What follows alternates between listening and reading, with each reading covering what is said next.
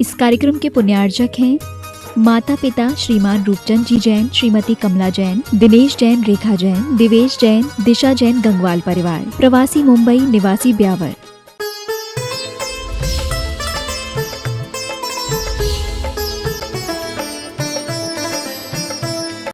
मंदिर में कोई भी नहीं था और प्रभु की मूरत वेदी में विराजमान थी। वह पत्थर का खंबा, जैसे ये खंबे आपके सामने नजर आ रहे हैं, ऐसे खंबा था और उस खंबे ने प्रतिमा से कहा, क्योंकि कोई है ही नहीं, प्रतिमा से कहा, देखो तो बहन, इस दुनिया का ये कैसा पक्षपात, जो कोई भी आता है, मंदिर में कोई भी नहीं, केवल वेदी में प्रतिमा और सामने पिल्लर पत्थर का। उस स्तंभ ने प्रतिमा से कहा, देखो तो बहन, ये कैसा पक्षपात, जो कोई भी आता है तुम्हारे चरणों में फूल चढ़ाता है, जो कोई भी आता है तुम्हारे चरणों में फूल चढ़ाता है, अर्घ्य चढ़ाता है, मस्तक नवाता है, जबकि तुम्हारा अंश और मेरा अंश एक, तुम्हारा वंश और मेरा वंश एक। फिर भी दुनिया का कैसा पक्षपात है, जो आता है तुम्हारे चरणों में तो नतमस्तक होता है और मेरे से टिक के बैठ जाता है, सेठ जी की तरह। अब बताओ, ये भी कोई पक्षपात है? इस प्रकार से वह प्रतिमा को अपनी व्यथा सुना रहा है, लेकिन प्रतिमा ने उस व्यथा को सुनकर कहा, इसमें भैया लोगों का पक्षपात नहीं, इसमें गलती तुम्हारी है। हाँ हाँ, तू क्यों नहीं पक्षपात लेगी? तेरे चरणों में जो आते हैं वो तेरी पूजा आरती उतारते हैं, इसलिए तू उनका पक्षपात ले रही है, इसलिए तू मेरी तरफ नहीं नहीं, मैं सही बोल रही हूं। याद करो उस दिन को जिस दिन शिल्पी आया था खदान में, आप भी उसी खदान में थे और मैं भी वहीं थी। आपने और मैंने, हम दोनों को वह अपनी बैलगाड़ी में ले जाना चाह रहा था, लेकिन आपने जाने से मना कर दिया और मैंने उस शिल्पी की आंखों में देखा कि नहीं, मेरा इस व्यक्ति के माध्यम से कल्याण हो सकता है, चलो इसके साथ मुझे चलना है। और मैंने उस शिल्पी के लिए समर्पण कर दिया। उसने मुझे अपनी बैलगाड़ी में डाला, अपने वर्कशॉप में लाया, पटका और मेरी छाती पे चढ़ गया। छाती पे चढ़कर एक अच्छी छेनी और हथौड़ा लेकर मेरे पे वार करने लगा। फिर भी मैंने उप नहीं किया, क्योंकि मुझे शिल्पी की आंखों में मेरी आत्मा का उद्धार नजर आ रहा था। मेरा जो है ऊपर की ओर ही जाने का वह संकल्प नजर आ रहा था कि मुझे और आगे बढ़ना है, इन मुसीबतों से घबराना नहीं। और मैं नहीं घबराई। धीरे धीरे धीरे धीरे मेरे अंदर का वह सारा विकार उस शिल्पी ने दूर कर दिया। और जैसे ही मेरे अंदर से वो सारा विकार दूर हुआ, मेरे अंदर से एक सुंदर सी प्रतिमा प्रकट हो गई और सबसे पहले उसी शिल्पी ने मुझे प्रणाम किया। जिस शिल्पी ने मुझे बनाया उसी ने सबसे पहले मुझे प्रणाम किया। ये है एक पाषाण से भगवान तक की यात्रा।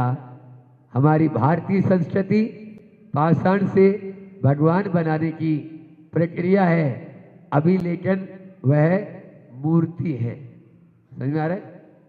अभी क्या है? वह मूर्ति है।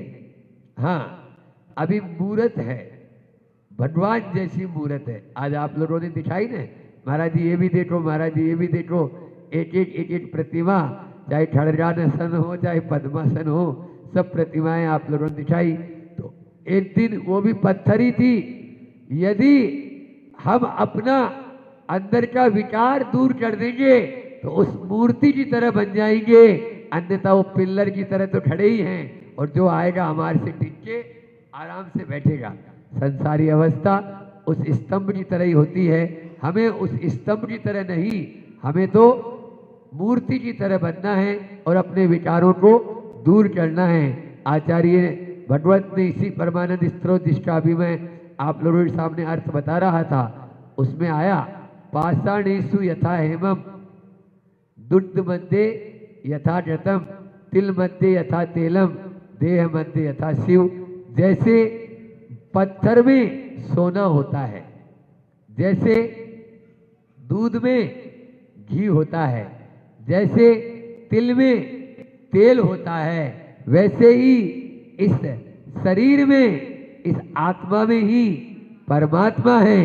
देह मध्य यथा शिव। बस उसे पहचानने की जरूरत है, उसे तपाने की जरूरत है, उसे तराशने की जरूरत है, और उसे आप लोगों को बिलोने की जरूरत है, जमाने की जरूरत है। जमाने की बात तो बहुत करते हैं, बात जमाने की करना है। अब समझ में आ रहा है? जमाने की बात करने वालों, अब बात ऐसी करो जो जम जाए, बात जमानी करें। यही हमारा पंच कल्याणक। आप लोग ये पंच कल्याणक जो है, उस पंच कल्याणक को क्या मानते हो? बोलो, आपसे एक प्रश्न कर रहा हूं।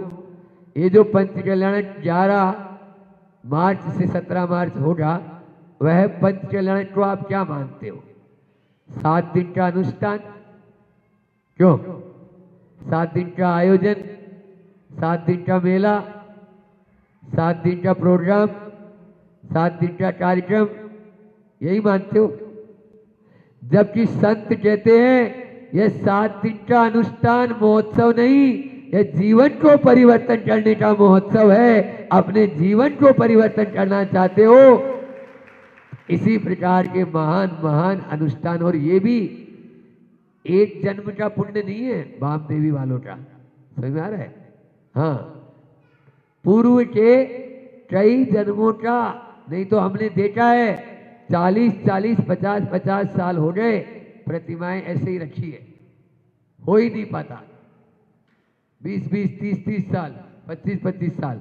इसलिए आप लोगों का यह एक पुण्य उदय में आया है।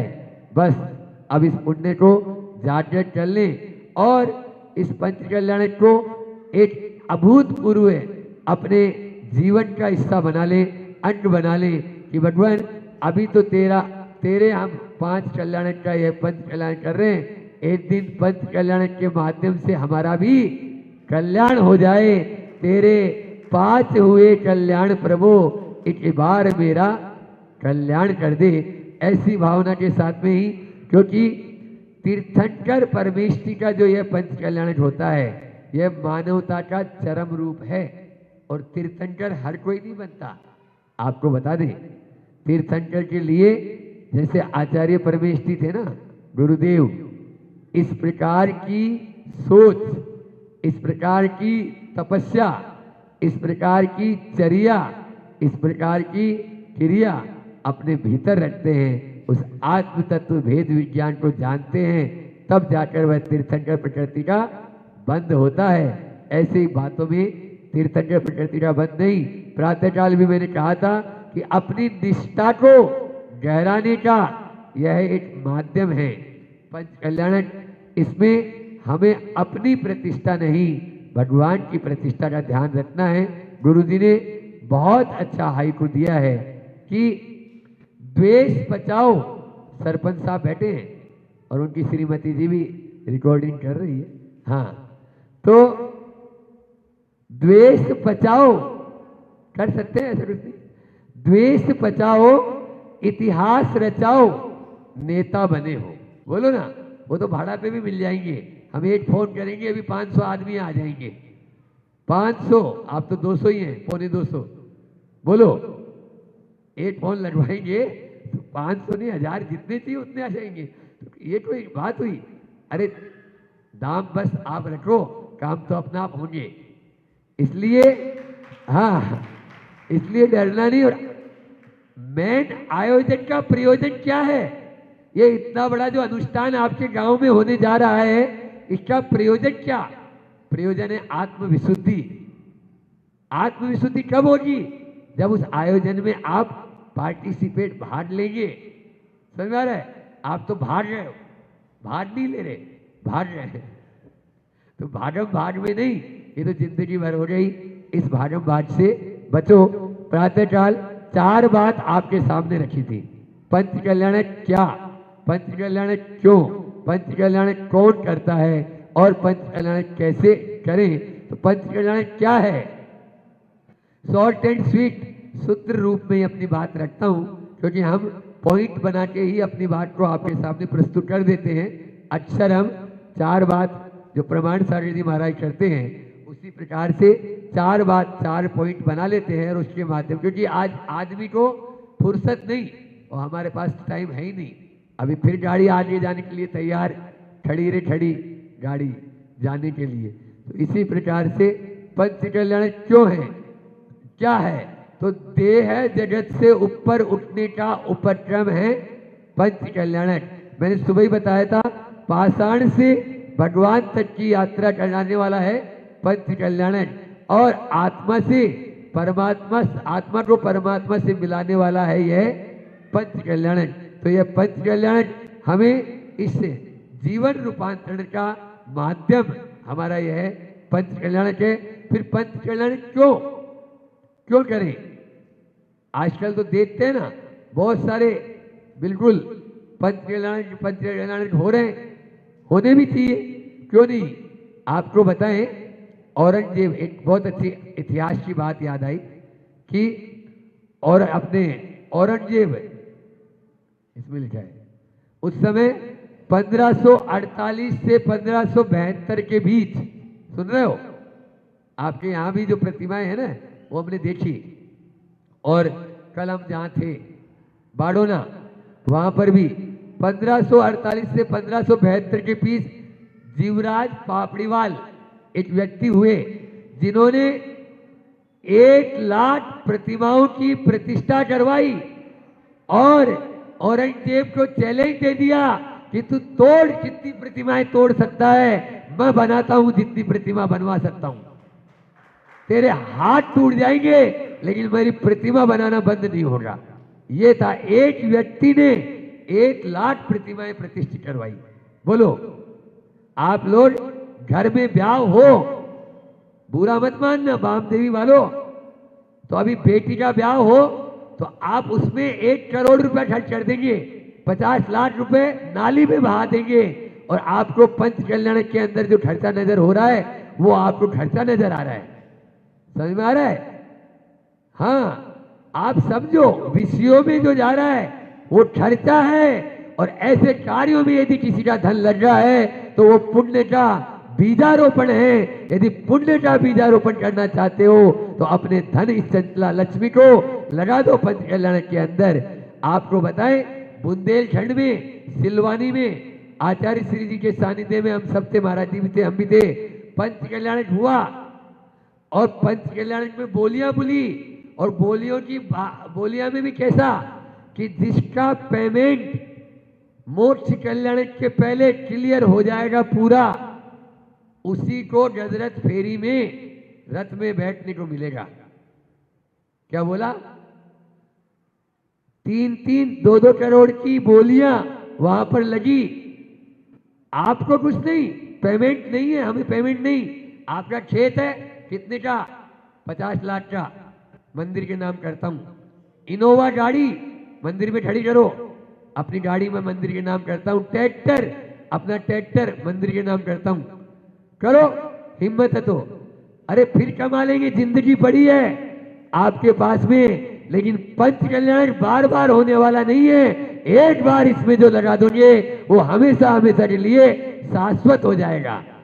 आप अपनी, ये तो चले जाएगा, गले में पहन रखा है, पाँव में पहन रखा है, दायजे में, अलमारी में रखा हुआ है, ये सब कब नष्ट हो जाएगा कोई पता है? बोलो। थोड़ी देर में ही श्वास बंद हुई, और वो धन यहीं पड़ा रह गया, नहीं रहा। और यदि आपने उसको यदि लगा दिया तो वो आपका हो गया। इसलिए सोचना नहीं पंच कल्याणक के अंदर, तो पंच कल्याणक कौन कराता है? पहला है क्या, फिर क्यों। तो क्यों? जीवन के कल्याण के लिए यह प्रतिष्ठा होती है। अपनी निष्ठा को और अधिक बढ़ाने के लिए यह पंच कल्याणक होते हैं। और पुण्य को कमाने के लिए नहीं, जीवन को पुण्यमय बनाने के लिए यह पंच कल्याणक होता है। पंच कल्याणक कौन कराता है? तो सौधर्म इंद्री कराता है, ऐसा नहीं। समझ में आ रहा है? पंच कल्याणक सभी मिलकर करते हैं। सौधर्म इंद्र अपने पूरे परिवार। अब आपके मन में प्रश्न आएगा, हालांकि उत्तर फिर और बताएंगे कि सौधर्म इंद्री क्यों चाहता है। तो भक्ति के अंदर मनुष्य जो है पीछे रह जाते हैं, क्योंकि उनके साथ में कई लफड़े लगे हुए हैं।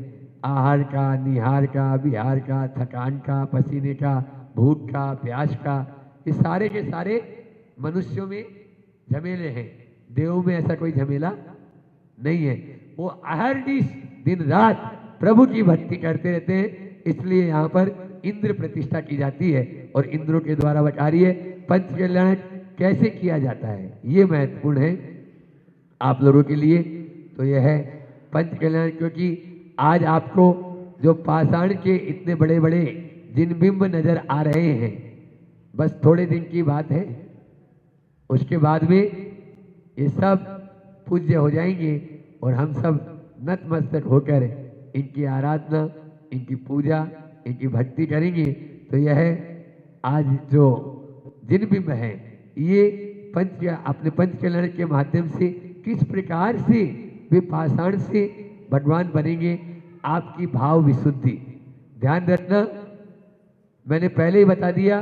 सामान्य विधान करना बहुत सरल है, सिद्ध चक्र विधान करना भी बहुत सरल है, लेकिन पंच कल्याण कराना और करना बहुत बहुत बहुत इसके लिए पुण्य की जरूरत पड़ती है। और आप लोगों का पुण्य तो भारी है ही, तभी तो गुरुदेव भी बोल के गए और निर्यापट श्रवण 1 नहीं 2 2 3 3 4 4 निर्यापट शरण में भी अपना आशीर्वाद भेज दिए। इसके बावजूद भी आज से ही आप लोग शांति मंत्र है ना, आज गुरु पुष्य योग भी है, तो ज्यादा बड़ी नहीं, ओम रीम अरम ऐसी आउसा नमः सर्व शांतिम कुरु कुरु लिख के दे देंगे, है ना। इसकी 5-5 माला फेरेंगे। हाथ ऊंचा कौन कौन करेगा? हाँ बस इतने ही लोग। अरे इतनी छोटी माला है, ओम रीम अरम ऐसी आउसा नमः सर्व शांतिम कुरु कुरु स्वाहा, है ना। ये बस इतने ही लोग, सबका हाथ ऊंचा। एक एक माला तो सबको करना है। चलो अब हाथ ऊंचा करो, देखिए कितने करते हैं। एक एक माला, चाहे बच्चा हो, चाहे बच्ची हो, चाहे पुरुष वर्ग हो। क्यों आगे वाले नहीं करेंगे? तो हाथ ऊंचा करो ना अच्छे से। हाँ बढ़िया, सबको पुरुष वर्ग भी।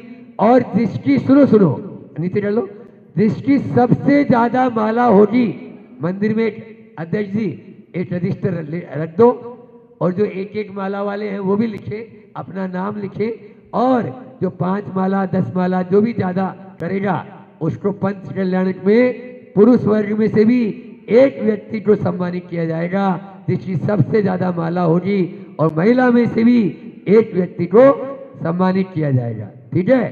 हाँ, इसलिए आप यह शांति मंत्र की माला तो पंच कल्याण कैसे करें, इसमें इस मंत्र की बात बता दी आप लोगों को। यह पंच कल्याण बहुत आनंद उत्साह है, मन की विशुद्धि पूर्वक करना है।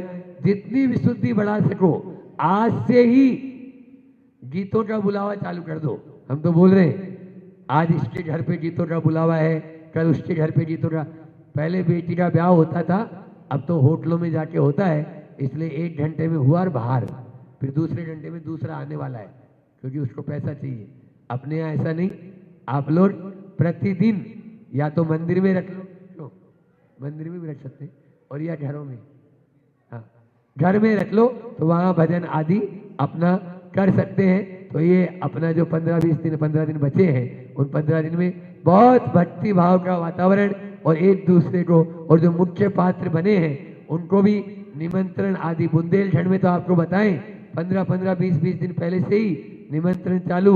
आज उस बहन बेटी के यहाँ जा रहे हैं, आज उसके यहाँ जा रहे हैं, आज उसके जा रहे हैं। माता पिता ऐसे ही थोड़ी बने, सौदर मित्र ऐसे ही थोड़ी बने, कुबेर ऐसे ही थोड़ी बने। इसलिए ये सब क्रियाएं आप लोगों के यहाँ पहले बार हो रहा है, लेकिन ऐसा न समझे, आप इसको बहुत अच्छे से आनंद से और उत्साह के साथ संपन्न करेंगे तो बहुत ही बढ़िया रहेगा।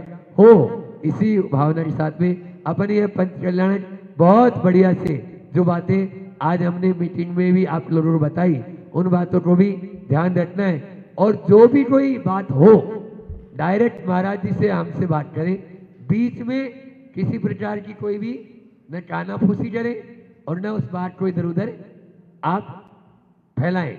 जो भी बात है सामने आप हमसे बात कर लें, हम आपसे बात करें, तो वो आपस में कम्युनिकेशन गैप नहीं होगा और यह कार्यक्रम सानंद संपन्न होगा। इसी भावना के साथ अहिंसा परमो धर्म की आचार्य गुरुवर विद्यासागर महामुनि राज।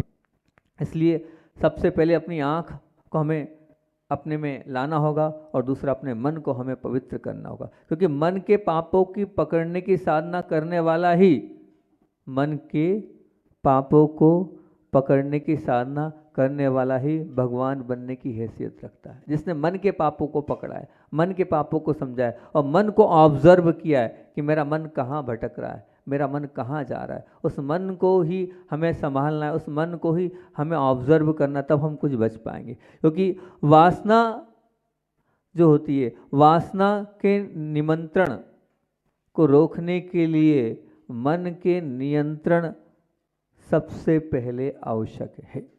वासना का जो निमंत्रण को अगर आप रोकना चाहते हो तो उसके लिए मन का नियंत्रण सबसे, उसकी कला अगर आ गई आपके पास, सब कुछ हो जाएगा, सब कुछ आप कर सकते हो। तो मन को नियंत्रित, प्रश्न ये उठता है कि इतना धर्म सुन रहे हैं हम, इतना गुरुओं के साथ रह रहे हैं हम, फिर भी मन हम पवित्र क्यों नहीं कर पा रहे हैं?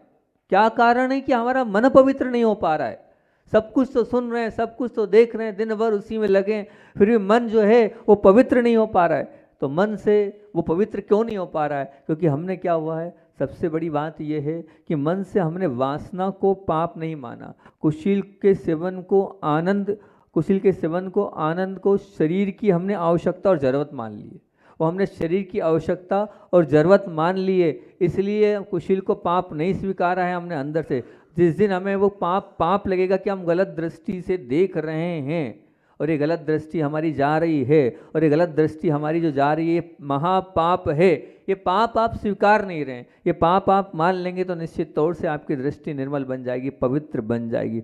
जब तक ब्रह्मचर्य और शील के प्रति आपके अंदर बहुमान नहीं आएगा, आपको उसके रक्षण के लिए सम्मान नहीं जागेगा, तब तक आप अंदर से जागेंगे नहीं। वो जागना आपको पड़ेगा, वो चेतना आपको पड़ेगा, वो मानना आपको पड़ेगा। ध्यान रखना, आँखों से प्रथम बार देखना योगी का होता है, आँखों से प्रथम बार देखना योगी का होता है, लेकिन परंतु बार बार इन आँखों का विषय बनाना वो भोगी का होता है। वो भोगी हो जाता है जो बार बार देखता है, लेकिन एक बार की जो दृष्टि होती है वो योगी होती है। सामान्य अवलोकन अलग है, लेकिन बार बार उस वस्तु को देखना मतलब भोग की इच्छा जाहिर हो जाती है। इसलिए हमें देखना तो है, लेकिन कैसे देखना है? उस भोगी की दृष्टि से नहीं, हमें योगी की दृष्टि से देखना है। क्योंकि शरीर का के रोग का तो इलाज हो जाता है, पर वासना रूपी जो रोग है वो पिशाच है, उसने हमें ऐसा जकड़ रखा है, वो सब अनर्थों को करने वाला है, वो सब पापों को कराने वाला है, वो हमें सबसे ज़्यादा अपवित्र करता है, सबसे ज़्यादा हमारे को नीचे धकेलता है। वो है कौन सा? हमारे अंदर की वो परिणाम, हमारा वो अब्रह्म जो हम करते चले जाते हैं, जो हमारे अंदर है, जो सब कुछ होने के बाद भी लेकिन हम अपवित्रता ले आते हैं हमारे पास। एक बहुत अच्छी बात रखता हूँ कि कोयल आम की डाल पर बैठे या कटीली बाड़ पर, उसकी आवाज़ में कोई फ़र्क नहीं पड़ता है। कहीं भी बैठ जाए वो, उसकी आवाज़ सुरीली ही रहेगी, उसकी आवाज़ मीठी ही रहेगी।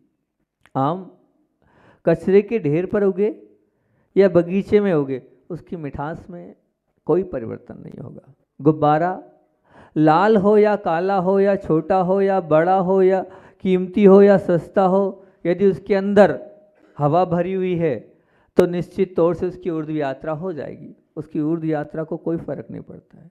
इसी प्रकार ये जो गुब्बारा, ये जो सब क्या लाक्षणिकता, क्या आपके लिए अंदर वास्तविकता दे रहे हैं, वो आपके अंदर ध्यान क्या आकर्षित कर रहे हैं, तो सुनना बहुत अच्छी बात। आज का क्रीम कोटेशन, आज की प्रमुख बात, दुनिया तुम्हें जिस रूप में पहचान रही है वो तुम्हारी इज्जत है। सुनना, दुनिया तुम्हें जिस रूप में पहचान रही है वो तुम्हारी इज्जत है, और अंतःकरण तुम्हें जिस रूप में पहचान रहा है वो तुम्हारा चारित्र है। आ रहा है बात समझ में? नहीं आई? फिर से बोलूं, दुनिया तुम्हें जिस रूप में पहचान रही है वो तुम्हारी इज्जत है, वो तुम्हारी इज्जत है। अंतःकरण, आत्मा और मन जिस रूप में तुम्हें पहचान रहा है वो तुम्हारा चारित्र है। और वो चारित्र आप ही जानते हैं कि आपका चारित्र क्या है। मैं नहीं जान पाऊंगा या दूसरा भी नहीं जान पाएगा कि आपके मन में क्या चल रहा है, वो आप ही जान पाएंगे। इज्जत जो है ना वो कैसी है, तो बोले इज्जत लाल काले पीले वो सफ़ेद गुब्बारे जैसी है। वो इज्जत बाहर ही दिख रही लाल किले। और चारित्र क्या है?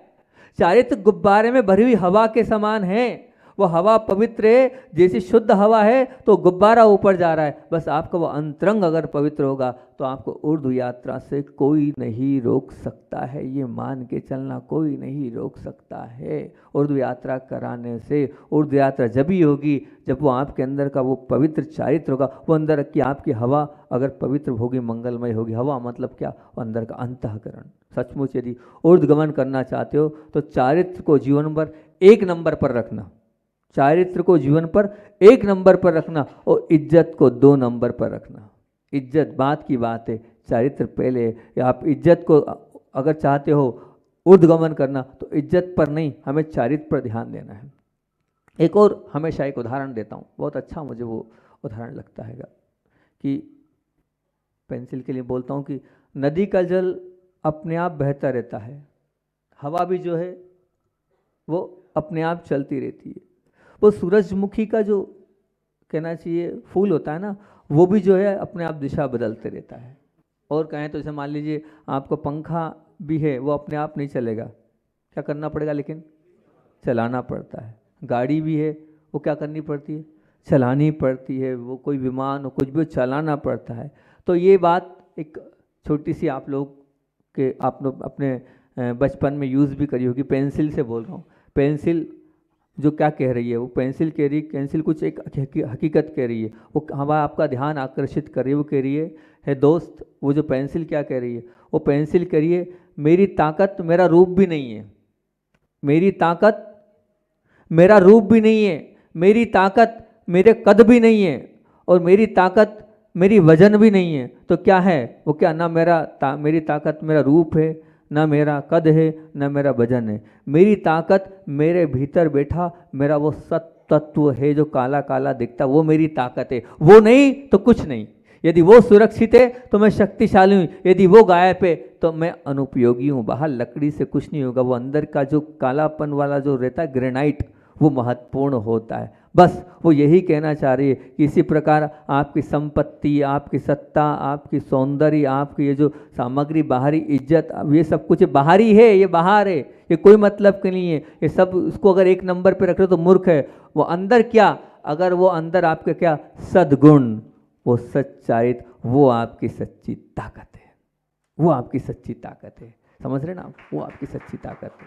वो है कि नहीं आपके अंदर, वो विचार करना। जैसे वो पेंसिल के लिए बाहरी कोई महत्व नहीं है, वैसे ही ये जितना आपके बाहर दिख रहा है, रूप, स्वरूप, इज्जत, सौंदर्य, ये कोई काम का नहीं है। अंदर का चारित्र अगर अपवित्र है तो उसकी कोई कीमत नहीं है, उसकी कोई वैल्यू नहीं है, उसका कोई लेना देना नहीं है। यदि तुम अंदर का चारित्र गवा रहे हो तो बेकार, तुम्हारा कोई मूल्य नहीं है। निश्चित मान के चलना, नहीं, सब कुछ होना चाहिए, लेकिन हमारे अंदर की पवित्रता समाप्त नहीं होना चाहिए। अंदर हमारे गंदगी नहीं आनी चाहिए, हमारे अंदर हमेशा पवित्रता रहना चाहिए, पूज्यता रहना चाहिए। लेकिन हाँ, इतना भी ध्यान रखना कि हम किसी को देखकर एकदम ये भी नहीं माने कि ये गलत है, ये ऐसा है, ये वैसा है। इस प्रकार से जैसे इंसान को देने में इतनी रुचि नहीं है, पाने में इतनी रुचि नहीं है जितनी रुचि नापने में है। नापने में ज़्यादा रुचि है। कैसे? जैसे स्केल से ज़मीन लंबाई नापी जा सकती, दीवार की ऊंचाई नापी जा सकती, गड्ढे और कुएं की गहराई नापी जा सकती, पर इंसान के सामने वाले के नापने के लिए बुद्धि रूपी जो स्केल है वो उपयोग करता है। और अधिकांश मात खा जाता है वो जब स्केल यूज़ करता है। तो कैसे? मतलब जैसे अमीर व्यक्ति है, वो अमीर व्यक्ति है, अब वो मान लो स्नान करने जाएगा तो पैसा साथ ले जाएगा क्या? नहीं ले जाएगा, तो उसको गरीब बोल देंगे? नहीं। अगर कोई सज्जन व्यक्ति किसी कमज़ोर क्षण में अपनी सज्जनता भूल जाए और उसे दुर्जन मानने की गलती मत करना। स्केल हमें यही संदेश देता है कि मेरे द्वारा मैंने किसी को नाप लिया, उससे कुछ बिगड़ेगा नहीं, लेकिन तुम्हारी बुद्धि के स्केल ने अगर सामने वाले का कुछ नाप लिया और उसके विषय में कुछ बोल दिया तो उसका तो पूरा जीवन समाप्त हो जाएगा। इसलिए आप ब्रह्मचर्य को पाना चाहते हो तो सबसे पहले तो किसी के विषय में गलत मत सोचो, क्योंकि आप जब दूसरों के विषय में गलत सोच मतलब समझ रहे ना आप, वो क्या कर रहा है वो मत सोचो, मैं क्या कर रहा हूँ वो सोचो। अपनी बुद्धि के स्केल से अपने आप को नापो, दूसरे को मत नापो। जब ये प्रवचन में करता हूँ ना तो लोग क्या करते हैं, जब ये प्रवचन देता हूँ तो लोग अपने आप को तो नहीं देखते हैं इस प्रवचन के माध्यम से, इसलिए मुझे बोलना पड़ रहा है। क्योंकि एक प्रवचन इस प्रकार से किया था, वो उसकी लड़की ऐसे, उसकी पत्नी ऐसी। अरे भैया, अपनी बुद्धि रूपी स्केल से अपने आप को नापना है आपको कि मैं कहाँ हूँ। मैंने प्रवचन आपको नापने के लिए दिया है, ना कि ये मैं बात दूसरों को नापने के लिए दे रहा हूँ। इसलिए ध्यान रखना है, जो जितनी बातें करूँगा कुशील की, इसलिए भूमिका में बता दिया है, सब अपने पे घटाना, दूसरों को मत देखना। एक एक बात जो अभी अपनी चलेगी उसमें सिर्फ अपने आप को तोलना, दूसरे के लिए मत जाना, दूसरों की तरफ झांकने का प्रयास मत करना कि वो दूसरा क्या कर रहा है और दूसरे ने क्या किया, और अपने आप की दूसरे से तुलना मत करना। अपने आप की तुलना अपने आप से करना, क्योंकि ध्यान रखना हम दूसरों में चले जाते हैं, दूसरों में हमें नहीं जाना है। क्योंकि चारित्र की उन्नति अगर संभालना है, ये बहुत बड़ी चुनौती है, ये छोटा मोटा काम नहीं है। ये अच्छे अच्छे साधक अपने चारित्र को नहीं संभाल पाते हैं, क्योंकि तूफानी हवा में दीपक को प्रज्वलित रखने में सफलता पाना शायद चुनौती नहीं होगी। बहुत तूफान चल रहा है, उसमें भी वो दीपक जल जाएगा। और कहें मान लीजिए आप बहुत उसमें देखते हैं 11वें नंबर का बल्लेबाज हो, अभी उसी का ज़माना चल रहा है, उसके सामने खूंखार गेंदबाज हो, और मैच की अंतिम ओवर की गेंद हो और अंतिम ओवर में भी उसको रन बनाना हो, और मान लीजिए एक गेंद है और 3 रन बनाना हो, तब भी वो शायद उसके लिए चुनौती नहीं होगी, कर लेगा। पर महत्वपूर्णता क्या है वो ध्यान रखना, शरीर सुंदर हो, है ना, शरीर सुंदरता से युक्त हो, तिजोरी और संपत्ति से आपका जो है वो गलाबान झलाझल भरा हो, अमाप सत्ता आपके पास हो, जहाँ हाथ डालो वहाँ सफलता मिलती हो, ओजस्वी वक्तत्व कला हो, प्रबल लेखन कला हो, और कह सकते हैं कि संक्षेप में अपन पुण्यदेह के शिखर पर आप स्पर्श कर रहे हो, उस स्थान पर आप बैठे हो, उस वातावरण में अपने चारित्र को निष्कलंक रख पाना ये एक बहुत बड़ी चुनौती है, बहुत बड़ी चुनौती है। सब कुछ होने के बाद जो अपने चारित्र को रख पाना बहुत बड़ी कीमत है आपकी। अगर आपने अपने चारित्र को बचा रखा है ना, तो ये मान के चलना आपने बहुत बड़ा काम किया। आप तो चलते फिरते योगी हैं, आप चलते फिरते साधक हैं, आप चलते फिरते पूज्य हैं, अगर आपने अपने चारित्र को निर्मल कर रखा है, निश्चित मान के चलना। क्योंकि दूसरों की दृष्टि में जो वो हूँ वो मेरी इज्जत है, दूसरों की दृष्टि में जो हूँ वो मेरी इज्जत है, जबकि मेरी दृष्टि में जो मैं हूँ वो मेरा चारित्र है। मेरी दृष्टि में जो हूँ वो मैं चारित्र की परिभाषा दूसरों की दृष्टि में नहीं देता हूँ, मैं जबकि मेरी दृष्टि में जो मैं हूँ वही मेरा चारित्र है, और कोई चारित्र नहीं है। बिल्कुल ये मान के चलना। इज्जत को तो हम दम्भ से भी संभाल सकते हैं, हम झूठी बातें बोलकर भी संभाल सकते हैं, लेकिन चारित्र के को निष्कलता मतलब चारित्र को पवित्रता के बिना नहीं संभाला जा सकता, बिल्कुल नहीं संभाला जा सकता चारित्र को पवित्रता के बिना, ध्यान रखना। चलो 4 प्रश्न आपसे मैं करता हूँ, अब इन 4 प्रश्नों का मुझे उत्तर देना। सबसे पहला प्रश्न, हमारी दृष्टि में अधिक प्रधानता किसकी है, इज्जत की या चारित्र की? देखो जो बोल रहे हो चंदापुर भगवान के सामने बोल रहे हो, ये चंदापुर भगवान देखना, यहाँ एक भी बात झूठ मत बोलना, ध्यान रखना, यहाँ एक भी बात झूठ मत बोलना और उस पर अमिट रहना, बदलना मत। यहाँ 2 महाराज पंच परमेष्ठी के बैठे हैं, जो आप यहाँ स्वीकार कर रहे हो उन सबको वैसे ही रखना अपने जीवन में, किंतु परंतु मत करना। ध्यान रखना। तो पहला प्रश्न आपसे मैंने किया है और आपने बड़े ही दावे के साथ बोला है। मेरे पहले प्रश्न का जवाब दिया आपने कि हमारी दृष्टि में अधिक प्रधानता किसकी है, इज्जत की या चारित्र की। तो आपने क्या बोला है, बस चारित्र को बनाए रखना। आप सच कह रहे हैं, चारित्र को बनाए रखोगे तो बहुत अच्छी बात है। और फिर आप किस विषय में सावधान है, इज्जत को बचाने के विषय में या चारित्र को संभालने के विषय में? इज्जत की परवाह नहीं है आपको, पक्का बोलो तो। चारित्र ही संभाल लेना, बस कुछ मत संभालना, अपना चारित्र संभाल लेना। चारित्र संभालते चले जाओगे ना तो आप जिसको दुआ दोगे वो दुआ लगती चले जाएगी, दुआ लगती चले जाएगी अगर आपने चारित्र संभाल लिया तो। जो अभी हाल महाराज जी बात कर रहे थे ना, तो वही बात बोल रहा हूँ कि एक भोपाल में एक सज्जन आए थे मेरे पास। वो बहुत बड़ी एक लायन बुक डिपो उसके मैनेजर हैं। वो बहुत बड़ा मतलब काम है भोपाल में, उस बुक डिपो में राजू भाई हैं। वो आए हमारे पास, योगाचार्य हैं, बहुत बड़े राइटर भी हैं, पुस्तकें उनने बहुत लिखी है, अच्छा नाम चलता है उनका। वो हमारे पास बैठते थे, योग से संबंधित चर्चाएं हमारी उनसे चलती थी। तो उन्होंने कहा, बोले महाराज जी मेरे ऑफिस में काम करते हैं क्लर्क एक शर्मा जी हैं। तो वो शर्मा जी ने यही प्रश्न किया, बोले वो मुझे समझ में नहीं आता है, वो तुम्हारे जो ये गुरुदेव हैं आचार्य विद्यासागर जी महाराज जी, ये आए हैं और मैंने देखा जो आगवानी में भी देखा तो पूरा मंत्रिमंडल गया लेने, मुख्यमंत्री गया पूरा लेने, मुख्यमंत्री तो गया लेकिन सब पूरे मंत्रिमंडल को साथ ले गया। 3-4 किलोमीटर तक इस प्रकार से पैदल चला। और अभी बोले वो उस दिन मुख्यमंत्री जी पैदल चले थे, पूरे पाँव में छाले हो गए। और छाले में भी उनने क्या किया, गड़बड़ी ये कर ली, छाले हो गए हमारे शिवराज जी को, और उनने क्या किया, छालों को काट लिया। जबकि सुई लगा देते पानी निकल जाता तो इतनी तकलीफ नहीं पड़ती। पर अब वो एलोपैथी वाले हैं, 8 दिन तक वो मुख्यमंत्री सभा थी लेकिन बंद रही, 8 दिन तक बेड रेस्ट पे रहे। बोले समझ में नहीं आता, उसके बाद भी पूरा मंत्रिमंडल मानता, वो तो ठीक है। अभी मोदी जी आके गए, मोदी जी ठीक है, राष्ट्रपति आके चले गए और मुख्यमंत्री की तुम्हारी कीमत ही नहीं है। आखिर तुम्हारे आचार्य भगवंत में ऐसा क्या है? उसने प्रश्न पूछा, महाराज जी मैं जवाब नहीं दे पाया, क्या जवाब दूं? तो मैंने उसको एक ही जवाब दिया। मैंने उनसे यही कहा, मैंने कहा शर्मा जी को एक जवाब दे देना और वो आए तो मेरे से मिला देना, लाएं तो इतना जवाब दे देना, बोलना ये जो सब कुछ है इस पूरे ब्रह्मांड की सबसे ज़्यादा शक्तिशाली व्यक्तित्व अगर वो है तो उसका क्या कारण? उनका अखंड ब्रह्मचर्य व्रत। उनका वो अखंड ब्रह्मचर्य व्रत ही है उनकी पवित्रता का कारण, उनकी ओज का कारण, उनकी प्रभा का कारण, उनके आभा मंडल का कारण और कोई नहीं है, सिर्फ उनका उत्कृष्ट ब्रह्मचर्य व्रत। मैंने कहा वो हजारों लोगों को उन्होंने कल्याण किया है, लेकिन हमेशा कहीं कोई उनके अंदर थोड़ी सी भी क्या है, मन में अपवित्रता नहीं है। उनकी वो पवित्रता ही है जिसके माध्यम से वो सबके क्या बन गए हैं, आंखों के तारे, सबके हृदय में बस गए। सिर्फ वो पवित्रता। आप भी चाहते हैं ना सबको अपना बनाना, मैं जो चाहूँ वो हो जाए, वो मैं जो बोलूँ वो बात सब मानने लग जाए, है ना? तो चाहते हो कि आपकी बात भी मंत्र बन सकती है, आप कोई वाक सिद्धि हो सकती है, लेकिन बस अपने आप को पवित्र रखना होगा। इस पवित्र मन से फिर जो निकलेगा वो होता चला जाएगा, सबका भला होता चला जाएगा। लेकिन करना क्या पड़ेगा? अपने आप की पवित्रता को आपको बनाए रखना होगा। पवित्रता जब ही बनेगी जब क्या होगा, आप मन से पवित्र रहें, किसी के विषय में आप गलत ना विचार करें, गलत ना सोचें।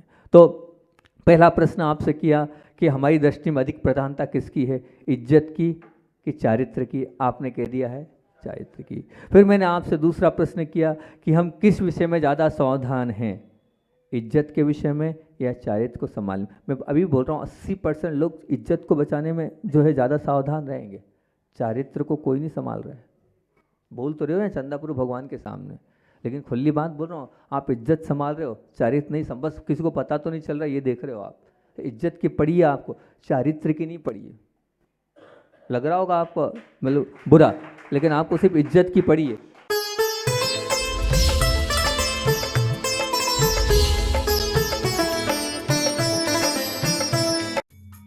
इस कार्यक्रम के पुण्यार्जक थे माता पिता श्रीमान रूपचंद जी जैन, श्रीमती कमला जैन, दिनेश जैन, रेखा जैन, दिवेश जैन, दिशा जैन, गंगवाल परिवार, प्रवासी मुंबई, निवासी ब्यावर।